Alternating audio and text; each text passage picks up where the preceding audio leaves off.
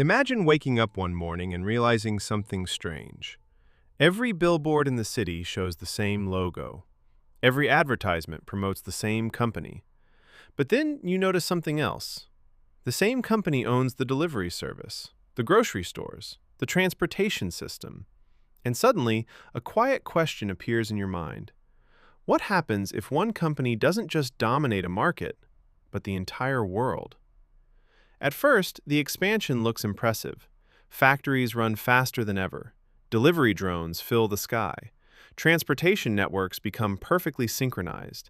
Everything works smoothly because everything belongs to the same system.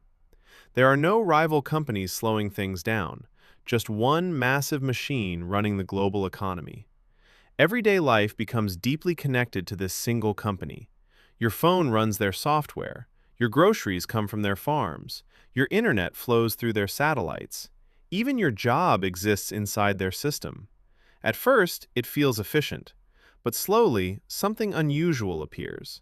There are no alternatives. As the company grows stronger, its influence spreads beyond business. Stock markets begin revolving around a single corporate giant.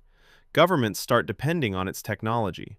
Some policies are even shaped by its economic power. When one company controls supply chains, energy systems, and digital infrastructure, it begins to look less like a business and more like a global authority. But to be fair, there are benefits. Cities become more efficient. Supply chains rarely break. Services arrive faster and cheaper. Without competition, coordination becomes easy. For a while, the world feels incredibly stable, almost perfectly organized. Small businesses begin disappearing. Independent shops slowly close their doors. Entrepreneurs struggle to compete with a system that owns everything. Why start a company when the giant corporation already controls the market? Opportunities shrink. Choices disappear. And suddenly, the global economy feels less like a marketplace and more like a single massive employer. Competition used to drive innovation. Different companies experimented with new ideas, new technologies, new ways of doing things. But now, innovation depends on only one decision maker. If the company moves forward, progress continues. If it stops, the entire world slows down.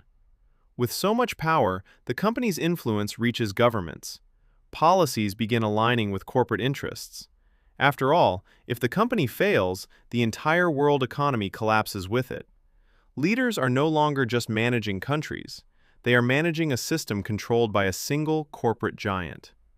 Now imagine standing in that world. Everything works smoothly. Cities run efficiently.